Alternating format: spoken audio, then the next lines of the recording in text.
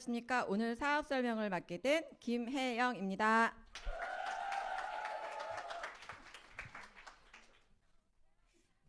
진짜 제가 오랜만에 이 자리에 섰는데요. 너무 떨리네요. 안 떨릴 줄 알았는데 역시 리더님들을 뵈니까 설레는 마음도 있고 오늘의 이 기회를 전달해 드릴 수 있어서 정말 감개가 무량합니다.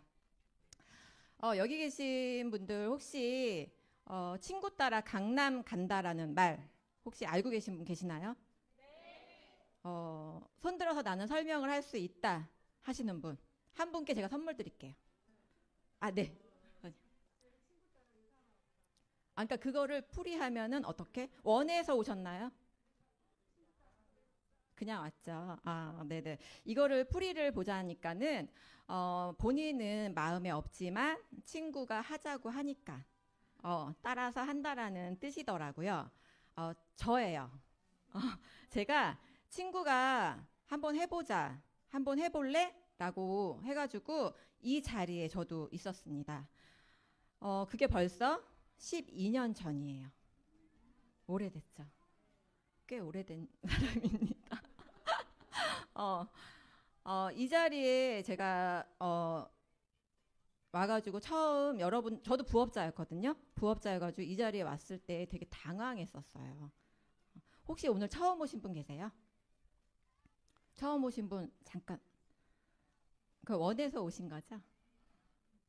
원에서 오신 예, 원에서 오신 걸로. 저는 친구가 그냥 한번 들어볼래? 라고 했을 때 그냥 아무 생각 없이 와서 들었었어요. 그래서 저는 그때 당시에 선입견이 굉장히 강했던 사람이었기 때문에 이게 과연 되는 일일까? 라는 생각으로 그러니까 의심이 되게 많은 채로 들었었어요. 그래서 되게 그 당시에는 마음에 되게 와닿는 게 없었거든요. 근데 이제 일을 하다 보니까 그게 이제 풀리기 시작을 했는데 그러기 전에 제가 유사나를 만나기 전에 어떻게 지내왔는지를 잠깐 제 소개를 해드릴게요. 저는 넉넉하지 않은 가정 형편의 사녀 중 사녀예요, 사녀. 딸만 넷인데요. 딸 넷의 장녀로 태어났습니다. 어, 그러면은 그 무게가 책임감이 굉장히 강하겠죠. 네, 그래서 저는 어릴 때서부터 제가 하고 싶은 거 선뜻 부모님께 얘기를 못 했고요. 그리고 그러니까 학교 다니면 대학이라는 것도 가고 싶잖아요. 근데 저는 초등학교 때, 그때 당시엔 국민학교예요. 제가 좀 나이가 있어요. 국민학교 때 저는 미리 포기를 했어요. 어. 그러니까 포기라기보다 저는 대학에 가면 안 되는구나라고 생각을 했었던 거죠. 그래서 고등학교를 저는 인문계를 나오긴 했지만 취업반이라는 게 있었거든요. 그래서 취업반에 가서 졸업도 하기 전에 취업을 하게 됩니다.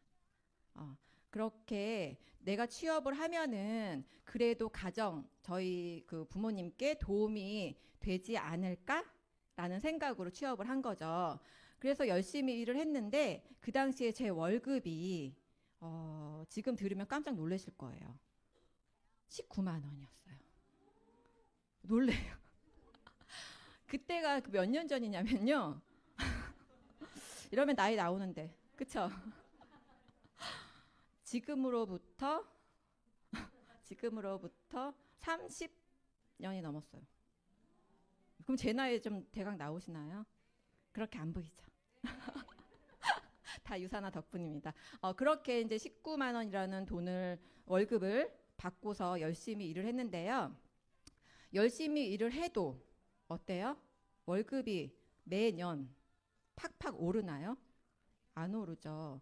그래도 나름 열심히 했어요. 근데 이제 제가 그렇게 열심히 했음에도 불구하고 저희 부모님께는 그다지 도움은 되지 않더라고요.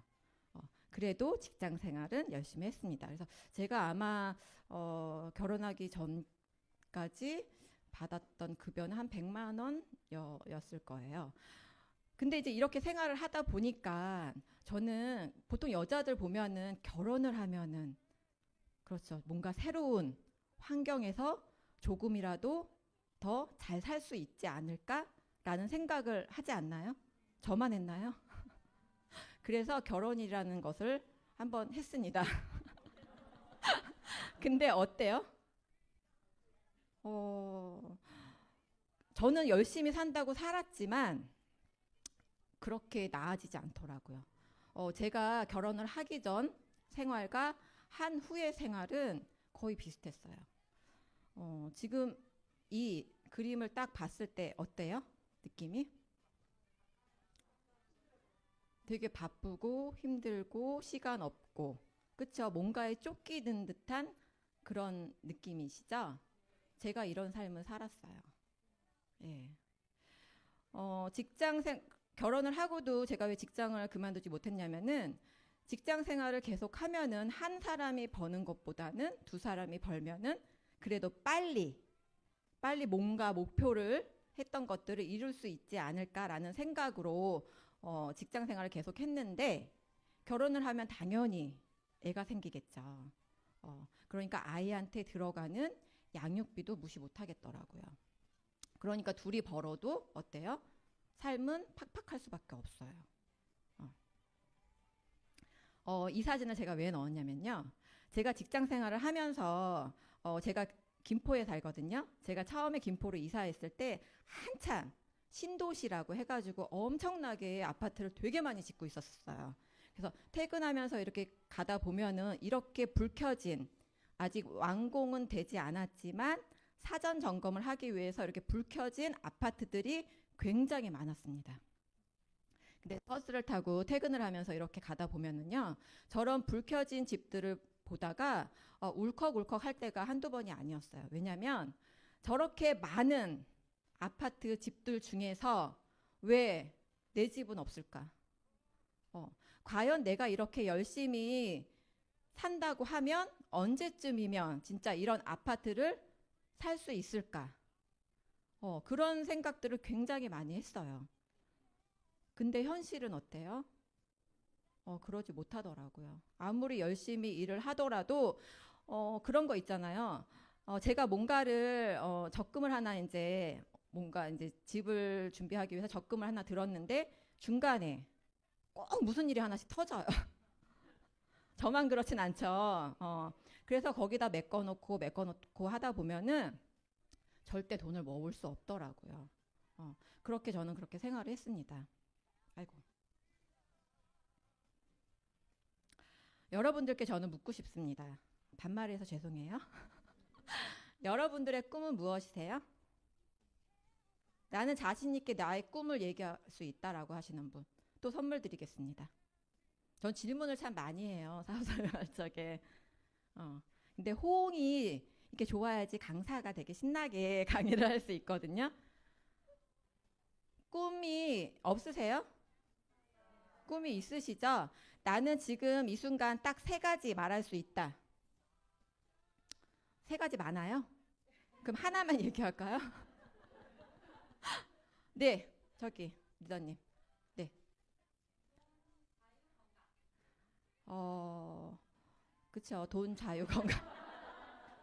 맞아요. 모든 사람이 지금 여기 계신 분들이 가장 이루고 싶은 꿈일 거예요. 근데 지금 그거를 이루기 위해서 지금 이루려고 노력을 하고 계신 거죠? 그럼 언제쯤이면 이룰 수 있으실 것 같아요?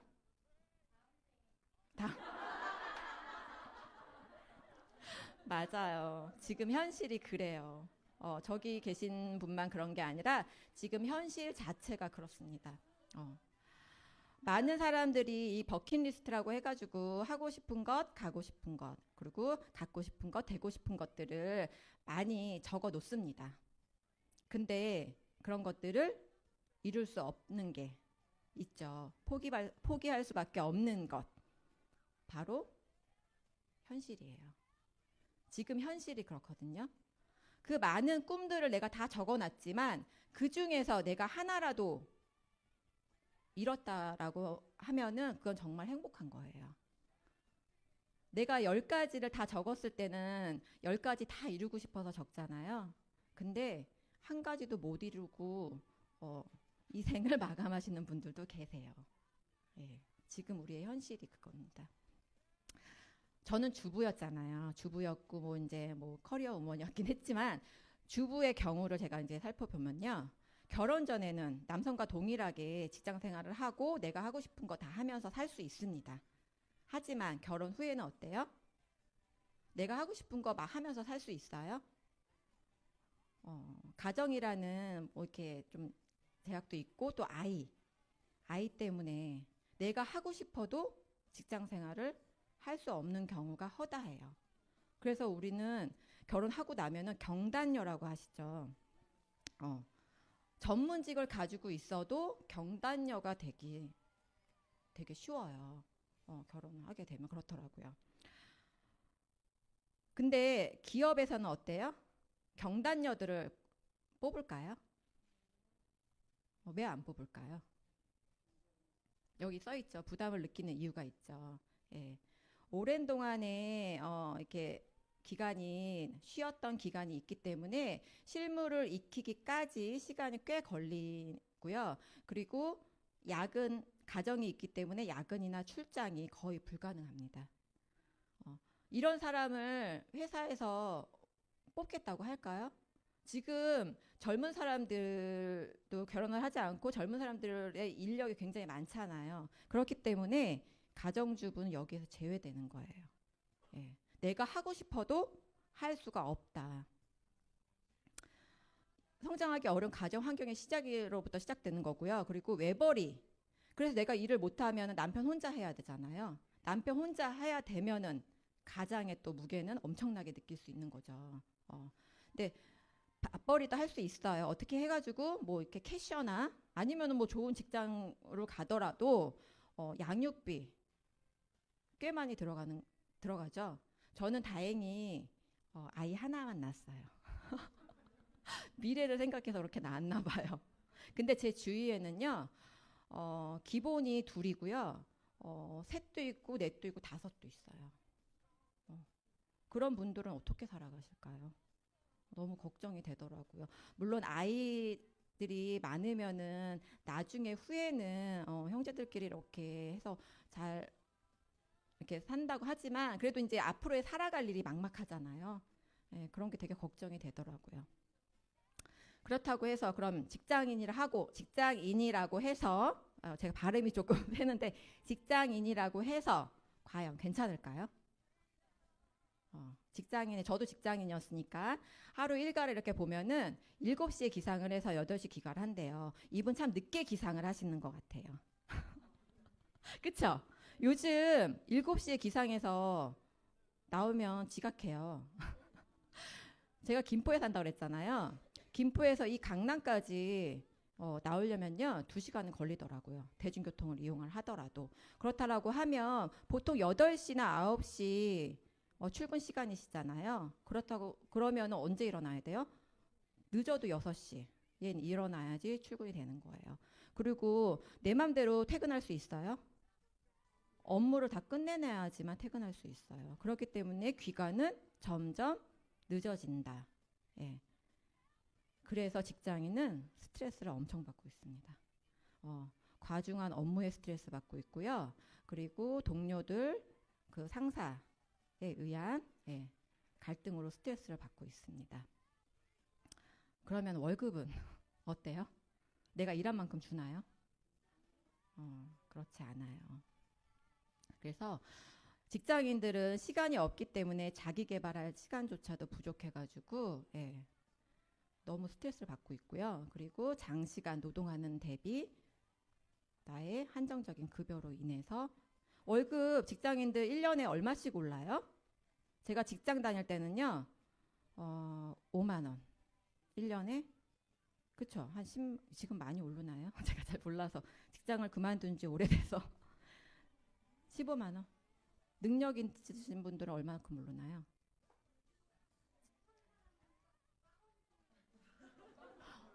안 오르기도 하죠. 근데 또 마이너스 되는 경우도 있어요. 깎이는 경우도 있어요. 이게 사회적 구조적인 특징입니다. 그래서 이런 분들이 어떤 생각을 하시죠? 나는 뭔가 새로운 걸 한번 해볼 거야 라고 생각을 하세요. 그래서 창업을 결심을 합니다. 근데 창업 내 맘대로 되나요? 창업을 하려는 이유는 여러 가지 이유가 있을 거예요. 근데 여기서 보면은 퍼센테이지가 가장 많이 나온 게 자신만의 사업을 경영하고 싶어서라고 하지만 저는 두 번째가 더 큰 것 같아요. 그렇죠? 직장 생활하는 것보다 주부일 때보다는 수입을 더 많이 벌 수 있을 거라는 생각에 창업을 하려고 하시는 분들이 굉장히 많습니다. 그렇다고 하면 창업한다고 다 잘 될까요? 저희 아파트에는 그 상가가 있잖아요. 저희는 A동, B동이 있는데요. B동이 좀 커요. A동보다는. 근데 그 B동에 커피숍이요. 4개예요. 많죠. 왜 4개가 나왔? 그리고 또 미용실도 4개예요. 그 크지 않은 건물이거든요. 크지 않은 건물에 그렇게 많이 들어와 있더라고요. 자영업, 창업을 해서 자영업자가 되기 위해서 하는데 그러면은 이 자영업자들은 얼마나 들까요? 평균 창업 비용을 보면은요, 1억 원 이상 들어요. 1억 원 이상 들고 보통 그 길거리에 뭐 지금 이제 겨울이 다가오니까 붕어빵, 떡볶이, 오뎅, 그쵸? 맛있겠죠. 배고파요. 그거를 하나 창업하기 위해서 얼마나 들 것 같으세요?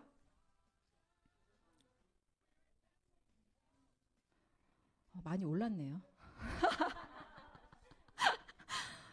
제가 이제 한참 전이긴 하지만 알아볼 때는 그렇게 이제 지금만 허가를 받아야 된다라고 하더라고요. 근데 허가받지 않은 이 골목에 자그마하게 내가 내기 위해서는 500만 원 정도의 돈이 필요하다고 해요. 근데 지금은 뭐 허가도 받아야 되고 여러 가지 필요한 게 있기 때문에 그거보다 더 많이 들 거라고 생각을 합니다. 근데 여기 말한 자영업은 번듯한 가게를 두고서 내가 할 수 있는 것들이겠죠. 이렇게 많이 들어가요. 이 돈 있으시죠?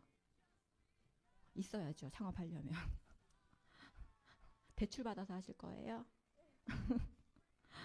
그러면은 근데 이제 그 창업이라는 게 두 가지로 나눠져요. 내가 혼자 모든 것을 감안하고 내 스스로 모든 걸 개발하고 해가지고 내는 창업과 체인점, 모든 시스템을 갖춘 체인점을 창업하는 게 두 가지가 있죠. 근데 대부분의 사람들이 나 혼자서 하는 게 너무 어렵다고 생각을 하기 때문에 어렵죠. 모든 거를 개발해내고 모든 거를 해야 되기 때문에 어려워요. 그래서 그 체인점을 창업을 하는데 프랜차이즈라고 하죠. 그러면은 개인적으로 이렇게 창업하는 거와 프랜차이즈의 창업 비용은 달라요.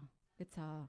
프랜차이즈는 모든 걸 갖춰놨기 때문에 거기에 대한 또 돈을 대가를 지불을 해야 됩니다.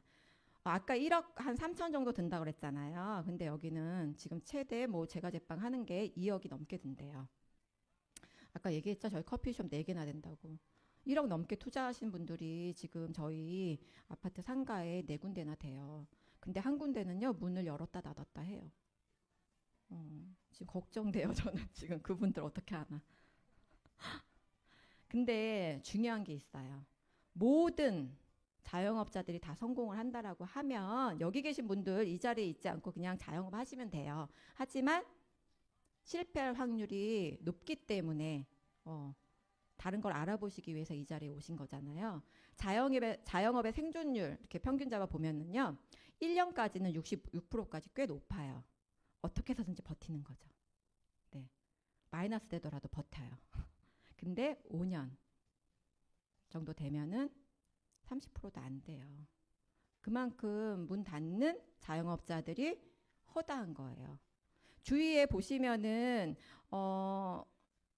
가장 많이 오픈하는 게 치킨집 많이 오픈을 하죠. 근데 뭐 주위에 뭐 문 닫고 다른 걸로 변경을 했다던가 그런 것 되게 많이 보시지 않으세요? 저도 되게 많이 보거든요, 주위에. 다 이 이유 때문에 그런 거예요. 이것 또한 큰 투자를 했지만 리스크가 대단히 높다는 거죠. 그리고 경험이 부족하고 준비가 부족하기 때문에 당연히 폐업을 할 수밖에 없는 거고요. 그리고 요즘 경기가 되게 많이 침체가 돼 있고 물가는 되게 높잖아요. 그래서 임대료도 내기 어려울 만큼 장사가 안 된다고 합니다. 지금 현재 우리나라의 실정입니다. 고물가. 그렇죠? 엄청 비싸요. 물건들이. 그리고 환율도 되게 많이 올랐죠. 지금은 며칠 전보다는 조금 떨어진 것 같아요. 몇 주 전보다는. 근데 금리 어때요? 너무 높아요. 금리가 높으니까 어때요? 지금 몇 년 전에 영끌족이라고 아시죠? 뭐예요? 영혼까지 끌어모아서 대출을 받아서 어딘가에 투자를 하는 거예요. 거기에는 뭐 주식에 투자하는 사람들도 있고요. 그리고 그걸로 집을 사시는 분도 있고요. 그리고 또 뭘 하죠? 또 여러 가지를 해요. 근데 지금 그 영끌족이 어떻게 됐어요? 월급을 받아서 그 이자를 메꾸기만 하더라도 모자르대요. 어, 집을 산 거라고 하면 그 집을 그냥 팔면 되지만 주식 어떻게 해요? 그쵸? 또 주식 말고 또 뭐 있죠? 코인? 저는 안 하는데 코인에도 엄청나게 투자를 하신다고 하더라고요. 그래서 이게 지금 영끌족이 20, 30대 젊은 사람들이 굉장히 많이 하기 때문에 지금 20, 30대에 푸어족이 굉장히 많습니다. 20, 30대 좋은 차 타고 싶잖아요. 그쵸? 그거 다 대출받아서 타는 거예요. 근데 금리가 이렇게 오를 줄 몰랐던 거죠. 네. 그럼 여러분 내 가정 내 경제 상황은 어떠세요? 좋아요? 엄청 좋아요? 나는 빚 하나도 없다. 전에 제가 여기서 강의를 하는데요. 제가 이렇게 여쭤보니까는 하나도 없다라고 하신 분 손 드셨어요. 오, 저 진짜 박수 쳐드리고 싶었어요. 하나도 손 드신 거예요? 여기 계시네요. 정말 인생 잘 살고 계신 거예요. 정말 이 시대에 빚 하나도 없이 사시고 계신다는 거는요. 정말 대단히 정말 잘 사시는 거라고 생각이 듭니다. 그렇죠? 박수 쳐드릴까요? 지금 가계 수입이 이 경제 상황에 비해서 가계 수입이 똑같다고 하더라도 물가가 많이 올랐기 때문에 몸으로 느끼는 체험은 엄청 낮아요. 그리고 실제적으로 소득이 저렇게 깎였습니다. 그러면 방법은 있죠? 첫 번째, 이거를 극복하기 위한 방법. 첫 번째, 일하시면 돼요. 많이 일하시면 돼요. 두 번째, 제가 두 번째 방법 알려드릴게요. 두 번째, 오래 일하시면 돼요. 120세 시대잖아요. 그쵸? 120세 시대니까는 100세 시대까지는 100세까지만 일하시면 돼요. 너무 제가 약 올리는 것 같죠? 근데 이게 현실이에요. 내가 100세까지 일하고 싶다고 한들 일을 할 수 있나요? 저를 뽑아주는 회사 있나요? 없어요. 오래 일하고 싶고 많이 일하고 싶다라고 해서 그게 제 맘대로 되지 않아요. 이게 현실이에요. 제가 오늘 현실 점검을 좀 많이 해드리려고 이렇게 PPT를 준비를 했습니다. 그래서 우리에게 필요한 건 뭐다? 경제적인, 아까 얘기했죠. 경제적인 자유, 시간적인 자유, 거기에 더불어 건강한 삶. 제가 지금서부터 소개해드릴 일이 이 세 가지를 다 충족할 수 있는 일입니다. 소비자 참여 마케팅이라고 해서 네트워크 마케팅인데요. 들어보셨어요? 들어보셨어요, 진짜요? 제가 좀 당황했네요. 이게 뭐냐면은 제가 써보고 먹어보고 좋았던 거를 다른 사람에게 어떻게 해요? 전달하는 일. 그게 바로 네트워크 마케팅 일이에요. 어려워요? 여러분들이 지금 다 하고 계신 일이에요. 쉽게 얘기하자면 맛있는 맛집을 갔어요. 내가 진짜 맛있게 먹었어. 그러면은 그 맛집을 옆에 계신 분들한테 소개를 하세요, 안 하세요? 옆집 언니, 아랫집 동생, 엄마, 아빠 다 소개하잖아요. 바로 그 일이에요. 우리가 늘 하고 있는 일. 그 일이 바로 네트워크 마케팅 일이에요. 근데 더불어 소개를 해서 수익까지 창출을 하는 일. 제가 맛집을 소개한다고 해서 그 맛집에서 저한테 공짜로 뭘 줘요? 안 주죠. 예. 요즘 소비자들은 굉장히 현명해졌어요. 내가 소개하고 이렇게 돈을 받는 수익을 발생하는 일들을 굉장히 많이 찾고 있습니다. 간단하게 소개하자면 내가 먼저 그럼 이걸 알리기 위해서는 어때요? 내가 먼저 소비자가 돼야 되겠죠? 먹어보고 써보고 발라보고 해야 돼요. 그래서 그거를 정보를 전달하는 일이 바로 이 일이고요. 이 정보 전달한 거를 이분들 또한 다른 분들께 함께 전달하는 일입니다. 엄청 쉬워요. 되게 간단하게 설명해드렸죠? 이해하셨죠? 네. 그러면 이 네트워크 마케팅을 한다고 해서 다 성공할 수 있을까요? 다 성공한다고 하면 다른 거 다 하시면 돼요. 하지만 전문가들이 얘기하는 3가지 조건이 있습니다. 탄탄한 회사를 보셔야 되고요. 왜 탄탄한 회사를 보셔야 되냐면은 내가 열심히 일해서 어느 정도의 수익을 발생을 시켰는데 갑자기 사라지는 회사라고 하면 어때? 얼마나 열받겠어요. 그렇죠? 내가 만들어 놓은 건데. 그렇죠? 그래서 탄탄한 회사의 인지를 꼭 확인하셔야 되고요. 2번째는 탁월한 제품이어야 됩니다. 우리가 먹고 쓰고 발라보고 하는 거를 내 지인이나 가족들한테 얘기를 해야 되잖아요. 그러면은 제품이 안전해야 될까요? 아니면은 뭐 이렇게 독성이 막 있는 걸 이렇게 해드릴 수 있을 것 같아요. 안전해야 돼요. 안전한 제품이어야 되고요. 그리고 어디에서 뭐 마트에서나 아니면 시장에서나 뭐 어디에서나 구매할 수 있는 그런 제품이 아니라 바로 이 회사에서만 구매할 수 있는 제품이어야 한다는 거죠. 가장 중요한 거, 우리는 이 일을 해서 뭐를 하려고 한다고요? 돈을 벌려고 하는 거예요. 그러면 어때요? 나에게 충분한 수익을 줄 수 있는 회사인지를 살펴보셔야 됩니다. 이 3가지를 살펴보셔야 되는데요. 첫 번째로 올바른 회사 선택 기준입니다. 기업의 철학이 분명한 회사를 선택을 하셔야 됩니다. 이게 왜 중요하냐면 모든 회사들은 돈을 벌려고 회사를 차려요. 그렇기 때문에 본인들 돈을 벌려고 하지 상대적으로 직원들이나 그런 분들은 별로 생각을 안 해요. 그래서 이분 그 창립자의 마인드를 살펴보셔야 되고요. 그리고 아까도 얘기했지만 믿을 수 있는지, 그 제품이 믿을 수 있는지를 한번 보셔야 되고요. 그리고 그 회사에서만 인정하는 제품이 아니라 타 기관으로부터 인정한 제품을 하고 있는 회사인지, 그리고 지속 성장이 되고 있는 회사인지를 보셔야 됩니다. 그러면 재무 구조도 한번 보셔야 되겠죠. 아까 얘기했죠. 탄탄한 회사를 보셔야 된다라고. 그것도 꼭 확인하셔야 되고요. 그리고 나에게 얼마만큼 합법적으로 보상을 해주는지도 보셔야 됩니다.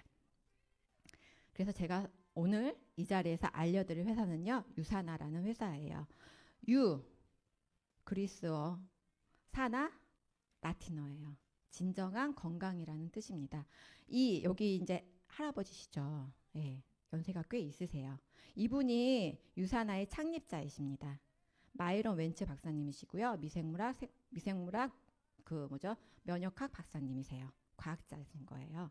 이분의 이 회사를 설립했을 때 창립 마인드를 보셔야 된다고 했죠. 이분은 돈을 벌려고 이 회사를 창립하신 게 아니에요. 여기 보면은 세상에서 가장 건강한 가족들을 만들기 위해서 이 회사를 설립하셨습니다. 그거에는 조금 이렇게 내력이 있는데요.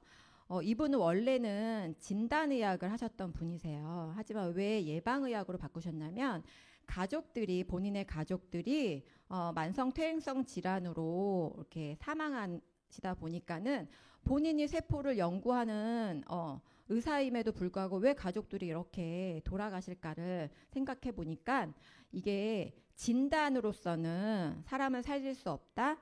예방으로서 살릴 수 있다라는 걸 아신 거예요. 그래서 진단의학이 아닌 예방의학을 선택을 하셨습니다. 되게 뜻깊죠. 유사나는 1992년에 미국 솔트레이크에서 설립이 됐고요. 올해로서 30년 됐습니다. 그리고 뉴욕 증시 주식하시는 분 다 계시죠? 다는 아니고 하시는 분 계시죠? 혹시 뉴욕 증시 미국에서 굉장히 큰 증시 시장이라는 거 알고 계세요? 저는 주식을 잘 몰라가지고요. 이게 큰 시장인지 아닌지를 잘 모르겠는데 하시는 분 얘기를 들어보면 엄청나게 큰 회사이고 큰 시장이고 여기 들어가기까지가 엄청 까다롭다라고 하더라고요. 근데 유산화는 뉴욕 증시에도 상장이 돼 있습니다. 우리나라 기업도 몇 안 돼요. 여기 상장돼 있는 기업들이. 그만큼 어렵다라는 거죠. 상장하기까지. 그리고 FDA 의약품 제조업체 등록이 되어 있습니다. 이게 왜 중요하냐면 유산화는 건강식품 회사예요. 그러면은 건강식품 제조 되어 있는 그 기계로만 제품을 만들어도 되지만 의약품 제조 시설에 이게 등록이 되기까지는 엄청나게 까다롭거든요. 건강식품보다 엄청나게 진짜 몇백 배로 까다로운데 그럼에도 불구하고 의약품 제조 시설에서 저희 건강식품을 제조를 하고 있어요. 그만큼 엄청나게 까다롭게 제조를 하고 있다라는 거예요. 그리고 24개국에 진출이 돼 있고요. 글로벌 비즈니스를 할 수 있습니다. 제가 한국에 이렇게 코드를 가지고 이제 시작을 해도 제가 이제 뭐 미국이든 어디든 이민을 갈 수도 있고 뭐 이제 거기 뭐 한 달 살이 뭐 몇 달 살이 놀러를 갈 수도 있는 거잖아요.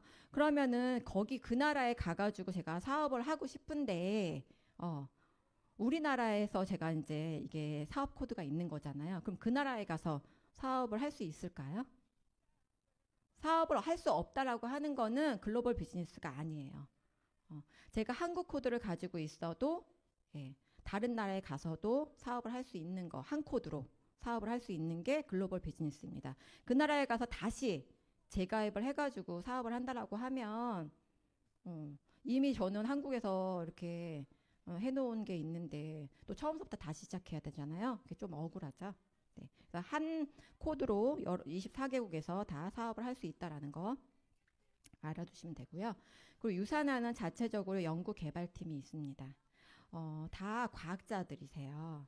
제가 미국 이번 30점 컨벤션에 갔는데요. 거의 150명 정도 되시는 과학자 여기 연구개발팀에서 이렇게 나와서 인사를 하셨는데요. 이게 왜 중요하냐면 한 제약회사에서 아니면은 건강식품 회사에서 이렇게 연구 개발 인원을 두고서 연구를 하게 되면은 그 연구 비용이 엄청나게 들어간답니다. 인당 한 1억 정도의 연구 비용이 들어간다라고 하니까 지금 여기 써 있기는 85명이잖아요. 그렇다고 하면 비용은 엄청나게 들어가겠죠. 그럼에도 불구하고 연구개발팀이 있다라는 거는 질 좋은 제품, 정말 좋은 제품을 생산해내기 위해서 끊임없이 노력을 한다라는 증거예요. 그래서 굉장히 중요한 거고요. 그리고 유산화는 그 백악관 과학기술국을 통해서 마이크로바이옴이라는 걸로 공동 연구를 했습니다. 이것도 또 중요해요. 이거는 뭐냐면은 직접 판매 공제 조합이라는 건데요. 이거는 소비자 보호 시설, 보호 장치라고 보시면 돼요. 우리 보험 많이 드시잖아요. 보험 왜 드세요? 만약을 위해서 드시는 거잖아요. 예. 이 직접 판매 공제 조합에 가입하는 건 굉장히 까다롭습니다. 3개월에 매출분의 40%를 공탁을 걸어놔야지만 가입을 할 수 있어요. 그건 뭐다? 그만큼 재무 구조가 튼튼해야지만 가입을 할 수 있다라는 얘기겠죠. 근데 유산화는 저 우리나라에 2003년도에 설립이 됐는데요. 그 설립되자마자 가입을 해서 지금까지 등록번호 이게 중요해요. 제527호 변함없이 지금까지 가져가고 있습니다. 이게 왜 중요하냐면 아까 3개월 동안의 매출의 40%를 공탁을 걸어놔야 된다고 했잖아요. 타 회사들 같은 경우는 재무 구조가 튼튼하지 않기 때문에 그걸 빼서 다시 쓰려고 해요. 재무를 조금 채우려고 하기 때문에 넣었다 뺐다 해요. 직접 판매 공제 조합을. 그러다 보면은 이 등록번호가 어때요? 바뀌어요. 그거 잘 보셔야 돼요. 등록번호가 수시로 바뀌는 회사는 그만큼 재무 구조가 튼튼하지 않다라고 생각하시면 됩니다. 그러면 유산화 제품 저희는 채우는 영양, 그렇죠? 그리고 비우는 영양, 바르는 영양, 이 세 가지로 구분이 됩니다. 이게 다예요. 어떤 분은 너무 적대요. 근데 이것만 충분히 드시고 바르시기만 하더라도 되게 건강하게 유지할 수 있거든요. 아까 얘기했죠.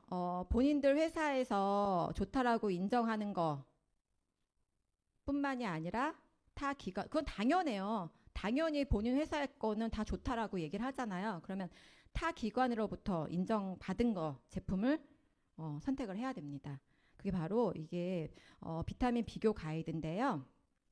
캐나다 아시죠? 캐나다는 자국민의 건강을 굉장히 생각하는 나라예요. 그래서 캐나다 보건성에서 그 라이맥 윌리엄이라는 생화학자, 과학자분께 의뢰를 해가지고 이 책을 발간을 하게 되는데요. 이 책은 뭐냐면은 캐나다에서 지금 시중에 다니고 그 뭐죠? 판매되고 있는 비타민을 모두 수거를 해가지고 모두는 아니고 그러니까 수거를 해서 거기에 맞는 18가지 기준을 해가지고요. 독성이 있는지 없는지 그 제품이 라벨대로 다 들어가 있는지 여러 가지를 검사를 합니다. 그래서 그 중에 최고 중에 최고인 제품으로 선정이 됐다라는 거예요. 이게 지금 1999년서부터 시작을 해가지고 4년마다 발간이 되기 때문에 지금 6판까지 나와 있습니다. 그리고 그러면 다른 나라에서만 인정을 받았냐? 우리나라에서도 인정을 받았어요. 2022년 메디컬 헬스케어 대상으로 4년 동안 연속으로 수상을 받았고요. 그리고 유출리밀 또한 메디컬 헬스케어 대상 2년 연속 수상을 받았습니다. 가장 중요한 거, 운동선수. 국가대표 운동선수들이 아무거나 먹을 수 있나요?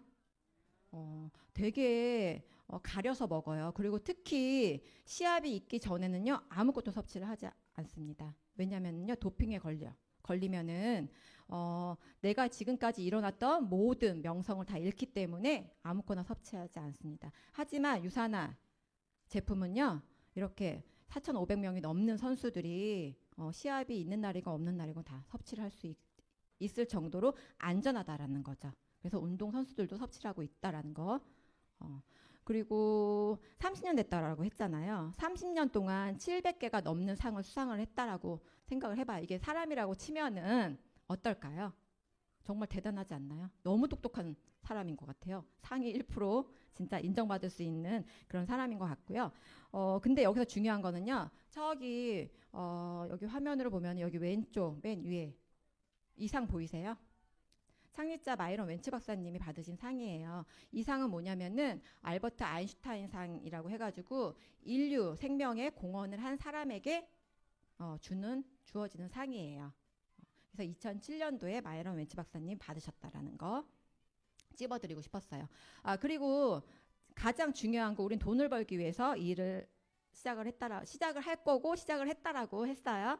그러면은 가장 합리적이고 공정하게 받아야 되겠죠. 그래서 가장 중요한 거는 이 비즈니스로 해가지고 내가 공정하게 받을 수 있는지를 보셔야 됩니다.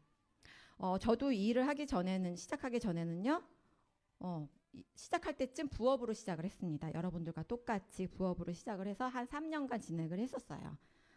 그 이유는요, 제가 받는 월급만큼만 들어오면은 그만둬야 되겠다라는 생각을 했기 때문에 3년 동안 열심히 했었던 것 같아요. 근데 그 월급은 진지게 돌았었는데요. 그만두기 아까워가지고 계속 욕심부려서 다녔던 기억이 납니다. 그래서 전업이든 부업이든 할 수 있는 일이라는 거. 그러면은 유산화 비즈니스 후원수당을 이해를 해야 되는데요. 후원수당 복잡하면 될까요? 안 될까요? 안 되죠. 심플해야 됩니다. 이 6가지만 기억하시면 돼요. 바이너리 방식이고요. 주정산, 주지급을 합니다. 월요일서부터 금요일까지 정산을 해가지고 그 다음 주 금요일 날 통장으로 월요일서부터 토요일까지죠. 토요일까지를 정산을 해서 그 다음 주 금요일 날 8시 30분 오전 8시 30분에 내가 제출한 통장으로 바로 입금이 됩니다. 한 번도 놓쳐본 적이 없어요. 한 번도 무슨 이유 때문에 안 준 적이 없어요. 네. 그리고 무한 기피. 보통 대수를 이렇게 제한하는 회사들이 엄청 많아요. 하지만 대수의 제한이 없습니다. 저희 회사는 100단계건 200단계건 그 밑에서 올라오는 점수들이 다 인정을 받습니다. 위로 다. 전부 다 인정을 받고요. 그리고 비율이 동일 비율 20%로 지급이 됩니다. 또 굉장히 중요한 거는요. 자녀 실적이 2월이 돼요. 자녀 실적 2월 된다는 거 이따가 설명을 했고요. 그리고 무한 수입이 가능하다라는 거. 아까 바이너리 방식이라고 제가 말씀드렸잖아요. 바이너리 방식은요. 나를 중심으로 양쪽으로 이렇게 두 줄로 펼쳐 나가는 건데요. 이렇게 C가 올린 200포인트가 B에도 올라가고요. A에도 올라가고 결국 나에게도 올라가는데 그럼 B에서도 200포인트가 올라간다라고 하면 A도 올라가고요. 결국 나에게도 올라갑니다. 저에게서만 끝일까요? 제 위로도 스폰서가 있겠죠. 그래서 그 스폰서한테도 전부 다 올라간다라는 거. 그리고 무한 깊이 인정이라는 거는 저기다 C까지만 그렸지만 그 밑으로 쫙 내려가더라도 그 점수가 전부 저한테 올라온다라는 거예요. 예. 그래서 좌우로 이렇게 보시면 나눠진다라고 보시면 되고요. 그리고 소실적 아까 20% 지급이라고 했어요. 이게 비율이요. 비율에 따라서 달리 준다라고 하면 어때요? 저는 이제 제가 지금 충분히 매출을 일으켜가지고 봤더니 한 3% 정도의 이익을 받을 수 있대요. 근데 나머지 자녀 실적이 있잖아요. 그 자녀 실적을 조금만 더 올리면 9%를 받을 수 있어요. 그럼 리더님들 같으면 어때요? 그 주에 마감을 한다라고 하면 맞아요. 사실 거예요? 이거는 누구도 가르쳐주지 않아도요. 그 수당을 받기 위해서 삽니다. 그거는 회사에서 사라고 하지 않고요. 뭐 스폰서님이 사라고 하지 않아요. 본인 스스로 사요. 그래서 사재기가 발생이 됩니다. 하지만 유산화는 매출이 적건 많건 아니면 뭐 직급이 높건 낮건 간에 똑같이 20%를 지급을 한다라는 거고요. 사재기 발생이 안 된다라는 거. 그리고 자녀 실적, 주정산 주지급 아까 제가 설명드렸죠. 그럼 자녀 실적 2월은 이번 주에 정산을 하고서 1000포인트가 남았어요. 근데 이렇게 타 회사는요. 이렇게 정산하는 회사가 아니라 마감하는 회사이기 때문에 이 1000포인트가 2월이 되지 않습니다. 그래서 여기서 사재기가 시작이 되는 거예요. 하지만 유산화는 이 1000포인트를 그 다음 주에 2월 시켜서 그 1000포인트로 시작을 합니다. 이거는 받을 때까지 줘요. 네. 받을 때까지 2월을 시켜줍니다. 그리고 추가 비즈니스 센터는 제가 무한 수입을 받을 수 있는 그런 건데요. 네. 그런 건데 제가 아까 단계에 대한 제한은 두지 않는다고 했어요. 그러면 어때요? 그러면 무한으로 점수가 올라간다고 하면 회사 입장에서는 무한으로 줘야 되잖아요. 수당을. 그럼 회사는 망하겠죠. 그래서 점수에 대한 제한은 둡니다. 한 가게당 5,000점, 5,000점으로 제한을 두는데요. 그래서 그 5,000점, 5,000점이 채워졌을 때 나의 수입을 극대화시킬 수 있는 또 다른 가게를 지급을 해요. 그게 추가 비즈니스 센터라고 하는 거예요. 그래서 한계없는 성장을 할 수 있고요. 그러면 유산화 비즈니스 어떻게 시작해야 되느냐? 유산화 비즈니스는 여기에다가는 적지 않았지만 두 가지로 시작을 해요. PC, 소비자. 나만 먹고 쓰고 하겠다, 소개하지 않겠다라고 하면은 소비자로 가입하시면 되고요. 그리고 나는 먹고 쓰고 한 거를 알려서 내가 소득을 좀 받겠다 하면은 BC, 사업자로 등록을 하시면 됩니다. 그러면 사업자에는 두 가지가 있겠죠. 1BC, 3BC가 있어요. 그럼 1BC는 나는 수당을 받을 수 있는 가게 하나만 하겠다라고 하면 1BC로 가입을 하면 되는데요. 그거는 한 개의 비즈니스를 할 수 있는 거고요. 개인 실적 200포인트. 내가 먹고 쓰고 하는 거를 200포인트만 구매를 하고 제품 체험을 한다라고 하면 한 개의 가게가 생성이 되고요.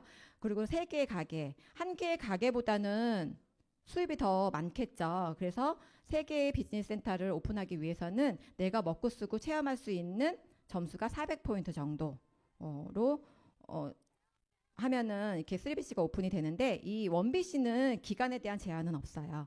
하지만 3BC 같은 경우는 내가 가입하는 6주 이내에 400포인트 정도를 하셔야지만 3BC가 개설이 된다라는 거. 저는 열심히 해가지고요. 이렇게 두 라인을 형성을 했다라고 가정을 할게요. 이 1번 가게 나 BC1을 중심으로 해가지고 좌우로 2번, 3번에 한 줄씩 해가지고 이렇게 내려간다라고 하면은 이 BC1인 이 가게에서는 어때요? 700만 원의 소득을 가져갈 수 있어요. 이게 맥시멈이라고 하거든요. 그러면은 이 7번 그러니까 이 001인 이 BC1에서는 아까 뭐라고 그랬어요? 추가 비즈니스 센터가 나온다고 했죠. 최대한 한 가게당 2개 나올 수 있습니다. 자세한 거는 스폰서님과 한번 상의를 해보시면 좋을 것 같고요. 얘기를 들어보시면 좋을 것 같고 저는 좀 지금 시간이 없어서 빨리빨리 진행을 할게요. 그러면 제가 또 한 라인 더 할 수 있겠죠. 세 라인을 성장했을 때에는 어때요? 800만 원 플러스 800만 원이 됩니다. 왜 100만 원이 더 많냐? 이거는 리더십 보너스가 있기 때문에 100만 원이 더 추가가 되는 거예요. 그러면은 또 어때요? 한 가게에서 또 다 맥스아웃이 됐기 때문에 2개의 가게가 또 나오겠죠. 그럼 총 저는 추가 비즈니스 센터가 4개가 됩니다. 그러면 BC3에서도 또 나올 수가 있겠죠. BC3도 열심히 알려가지고 이렇게 900만 원 내 수입이 발생이 되고요. 여기서 또 2개가 나오겠죠. 그럼 통틀어서 어때요? 저는 6개가 됐습니다. 네. 그러면은 이렇게 6개가 나오면은 이거를 어떻게 배치를 시켜요? 저희는 바이너리 방식이라고 했어요. 제 옆으로 못 가요. 이거는. 그러면 저희 파트너 밑에다가 이렇게 제가 배치를 시킬 수 있겠죠. 리더님들 어떠세요? 제가 여기 계신 리더님들 밑에서 일을 한다라고 하면 리더님들 제 파트너라고 생각했을 때 이 밑에서 일을 한다라고 하면 리더님들 어떠세요? 기분 좋죠? 땡큐죠? 이렇게 스폰서인데도 파트너 밑에서 열심히 일을 해가지고 파트너의 수입 또한 늘어날 수 있게 도와줄 수 있는 일이 바로 이 일입니다. 그러면은 BC4에서는 1000만 원, 1100만 원, 1200만 원, 1300만 원 이렇게 올라가겠죠. 이거 받으면 되게 좋겠죠, 여러분? 이렇게 되실 거예요. 그래서 제가 맥스아웃이라고 아까 했는데 한 가게가 맥스아웃 됐을 때는 골드라는 직급을 달성을 할 수 있고요. 월 700만 원을 받을 수 있습니다. 그럼 2개는 루비, 3개는 에메랄드 이렇게 쭉 가겠죠? 그러면은 이거 맥스아웃 그렇죠? 이렇게 되는 거죠. 요거 잘못된 것 같아요. 요거 그렇죠? 9개. 그렇죠? 6개, 7개, 8개, 9개인데 제가 숫자 저걸 잘못 적었네요. 죄송해요. PPT 만들다 보니까. 그럼 9개를 했을 때 5스타가 되는 거예요. 그럼 소득 월 9,900만 원. 근데 지금 어때요? 우리 지금 유니스타즈 안에 몇 스타가 있죠? 8스타. 그쵸? A스타가 있어요. 그분 도대체 얼마 받을까요? 제가 알기로는 한 달에 2억 정도 버시는 걸로 알고 있어요. 제 파트너예요. 여러분. 자랑 한번 해보려고요. 또 자랑하자면 제 산하로 다이아몬드 리더님들이 제가 아까 세보니까요 13분 계시더라고요. 자랑 한번 해봤습니다. 근데 이걸 다 유지하기 위해서는 어때요? 나는 가게가 9개야. 나는 가게가 하나야. 아니 3개야. 9개면 더 유지를 해야 되겠네요. 그쵸? 먹고 쓰는 걸 더 많이 해야 되잖아요. 가게가 9개니까. 하지만 유산은요. 이 모든 혜택을 누리기 위해서는 2억을 버는 우리 건스타님도 월 40만 원에서 50만 원 정도를 소비를 하십니다. 그게 다예요. 여러분들도 40만 원, 50만 원 소비하시죠? 그렇게 소비를 하시면은 우리 건스타님만큼 하실 수 있어요. 그 외에 다양한 보너스가 있는데요.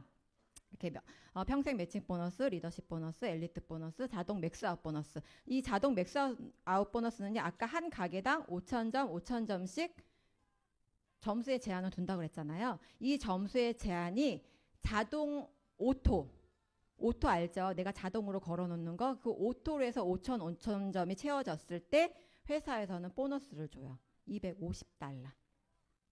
저는 그 보너스를 받고 있어요. 그리고 셀라비브 보너스도 있죠. 근데 여기서 제가 빨간 줄로 쫙 거는 거 있죠. 전 그것만 못 받아요. 빨리 받을 수 있기를 바랍니다. 제가 여기서 설명드릴 거는요. 평생 매칭 보너스인데요. 제가 PPT는 안 만들었지만 평생 매칭 보너스가 가장 중요해요. 여러분. 소개자 보너스라고 할 수 있는 거고요. 자격증이라고 생각하시면 됩니다. 내가 먹어보고 써보고 발라보고 해서 좋은 거를 어때요? 나눈다고 했어요. 전달한다고 했죠. 그렇게 전달해가지고 사업자든 소비자든 상관없이 4명을 소개를 하고요. 그들이 일으키는 매출의 총합이 1,600점이 됐을 때 8주 안에 1,600점이 됐을 때 저는 PPPS라는 자격이 주어집니다. 이거는 뭐냐면 제 파트너가 나랑 똑같이 PPPS 자격을 했을 경우에 생각을 하면은 그 파트너가 받는 후원 수당의 몇 프로? 15%를 언제까지? 평생 받을 수 있어요. 라떼는 하면 안 되는데 라떼는요 26주만 받았어요. 그쵸. 억울해요. 왜 26주라는 거는 초창기잖아요. 처음이잖아요. 하신 지 얼마 안 되신 분들이기 때문에 수입이 그다지 많지 않단 말이에요. 그래서 많이 받아야 100만 원? 26주 해야. 근데 지금은 어때요? 평생 받을 수 있다고요. 권수사님 월 2억 받으신다고 그랬어요. 2억 버신다고 했어요. 거기에 15%를 내가 받는다고 생각을 해보세요. 나중에는요, 이 평생 매칭 보너스가요, 제가 받는 후원 수당보다 더 높을 수도 있어요. 그렇게 됐으면 좋겠습니다. 그리고요, 여행의 기회가 주어집니다. 제주도 갔다 오셨죠? 갔다 오신 분들 많죠? 제주도를 비롯해서 뭐 다낭이나 푸켓이나 여러 가지 회사에서 제공하는 프로모션이 있는데요. 거기에 반드시 내가 가겠다라는 목표를 잡고서 행동하시면 반드시 그 자리에 가실 수 있어요. 그리고 이런 제한이 있다라고 했으면 제가 할 수 있었을까요? 나이, 성별은 괜찮아요. 학력. 제가 고등학교 분이 안 나왔다고 했어요. 만약에 대졸만 여기서 뽑는다라고 하면 저 못했어요. 근데 이런 거 상관없이 남녀노소 누구나 소는 안 될 것 같아요. 만 19세 이상만 할 수 있으니까요. 지역에 상관없습니다. 지금 다른 나라에서도 엄청나게 지금 많이 일을 하고 계신 걸로 알고 있어요. 그쵸? 제 파트너도 저도 모르는 파트너가 어느 나라에서 막 캐나다도 있고요. 미국도 있고요. 들어보지도 못한 나라에 굉장히 많으시더라고요. 그리고 원하는 시간에 내가 원하는 시간 회사는 그러지 못하죠. 출퇴근 시간이 정해져 있기 때문에 내가 원하는 시간에 일을 할 수 없습니다. 근데 내가 원하는 시간 어느 장소든 간에 가서 할 수 있다라는 거. 그리고 누구나 한계 없이 성장을 할 수 있다라는 거죠. 혼자가 아니고요. 팀과 같이 일을 하기 때문에 굉장히 빨리 성장할 수가 있습니다. 서로의 노하우를 공유를 해주고요. 서로 후원을 해주는 일이기 때문에 더 빨리 성장을 할 수 있어요. 유산화의 소득은요. 경제적인 자유. 물론 건강은 기본적으로 들어가겠죠. 거기에 경제적인 자유, 시간적 자유도 주어지고요. 저는 여기에 가장 꽂혔어요. 상속. 저는 아이가 하나라고 했잖아요. 저는 그 아이한테 제가 지금 이렇게 하고 있는 이 일을 그대로 물려주기만 한다라고 하면 이 아이는 다시 처음부터 시작하는 게 아니라 이 자리, 제 위치 그대로에서 이 일을 할 수 있다라는 거죠. 그래서 제가 지금 벌고 있는 수입을 그대로 받아갈 수 있다라는 거, 그게 너무 좋았어요. 저는 자식한테 짐이 되기 싫었거든요. 진짜 빚은 남기지 빚 남기지 말아야지라는 생각으로 열심히 살았던 것 같아요. 근데 세상은 그렇게 녹록하지가 않아요. 그리고 조기 은퇴를 할 수 있어요. 제 파트너 분들 중에서 남편들 은퇴시키신 분들 굉장히 많으세요. 부럽더라고요. 빨리 은퇴를. 그리고 드림보드 해보신 분, 드림보드 써보신 분. 다들 드림카 다 올려놓으시더라고요. 저도 초창기에 드림카를 다 올려놨었는데요. 제가 한 드림보드에 거의 다 이뤘어요. 거의 다가 아니라 다 이뤘는데 딱 한 가지 못 이뤘어요. 저희 아이 유학. 안 가겠다더라고요. 못 가겠대요, 자기 혼자는. 그래서 엄마랑 같이 가자 했더니 우리나라처럼 좋은 데가 어디 있다고 가냐고 그랬어요. 그래서 못 갔어요. 그거 하나 빼고는 다 이뤘습니다. 그리고 아까 여행 프로모션 있다고 했고요. 유산화를 통해서 저는 15개국 이상을 갔다 왔고요. 30지역 이상을 다녔습니다. 신혼여행 해외여행 한번 갔다 왔는데요. 유산화는 이렇게 저에게 많은 여행의 기회를 주고 있습니다. 많은 사진들이 있는데요. 저기 넣지 않았습니다. 많은 분들이 이런 사진들을 넣기 때문에 괜히 자랑하는 것 같아서요. 안 났어요. 그리고 내가 갖고 싶은 것들을 내가 스스로 살 수 있다라는 거. 아무 그러니까 생각은 하지만 뭐 고민 없이 살 수 있다라는 거. 예전에는 이런 걸 사기 위해서 매대 아시죠? 싸게 파는 데만 골라서 산다던가 아니면 꼭 필요하지만 안 사도 되는 이유를 괜히 굳이 찾아가면서 안 샀던 기억이 있었어요. 근데 지금은 꼭 사야 되는 거는 고민 없이 살 수 있는 능력을 갖췄다라는 거.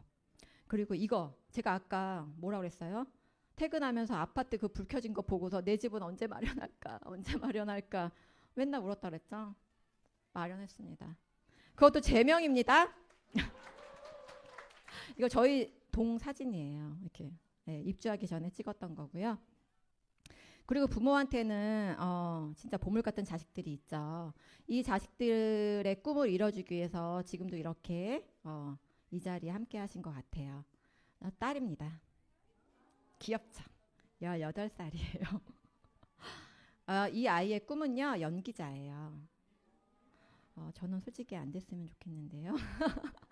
근데 이제 아이가 꿈이 그렇다라고 하니 초등학교 때서부터 연기자가 꿈이더라고요. 그래서 연기 학원도 보내고요. 여러 가지를 하고 있습니다. 근데 그거를 할 수 있었던 가장 큰 이유가 제가 유산화를 했기 때문이에요. 제가 여전히 회사 생활을 했다라고 하면 아이에게 설득을 시켰겠죠. 이거 아니고 다른 거. 아니요, 설득이 아니라 강요를 했을 것 같아요. 그래서 지금 이 아이는 너무너무 행복하게 잘 지내고 있습니다. 그리고 언젠가는 저도 은퇴를 하겠죠. 그쵸? 지금 나이가 있으니까 곧 은퇴를 할 것 같은데 저는 이 은퇴를 하더라도 걱정이 없습니다. 은퇴한 이후에도 건강하게 지낼 수 있는 12년 동안 먹었잖아요. 이 몸뚱아리가 있고요. 유산하게 만나기 전입니다. 대박이죠? 저예요. 이 사진이 되게 웃기죠? 이게 막 제가 유산화 시작할 때쯤이었던 것 같아요. 어때요, 지금은? 이렇습니다. 옷 똑같죠, 저기 옷. 이거 입었을 때가 가장 카리스마 있어 보인다 그래가지고 제가 오늘 이 옷을 입고 나왔는데요. 좀 이렇게 역행하고 있는 것 같죠. 그래서 건강한 노후는 정말 건강한 노후를 보낼 수 있다라는 게 저는 정말 자신 있게 말씀드릴 수 있습니다. 여러분의 인생을 체인지할 기회예요. 제가 12년 전에 이 자리에서 이 기회를 잡았듯이 여기 계신 리더님들 제가 여기 진이 보내드려요. 진이 소원을 비세요. 단기로는 1년 후 그리고 3년 후 5년 후에 여러분의 모습을 상상해 보세요. 오늘의 이 기회를 꽉 잡으시는 그런 날이 되시기를 간절히 바라겠습니다. 감사합니다.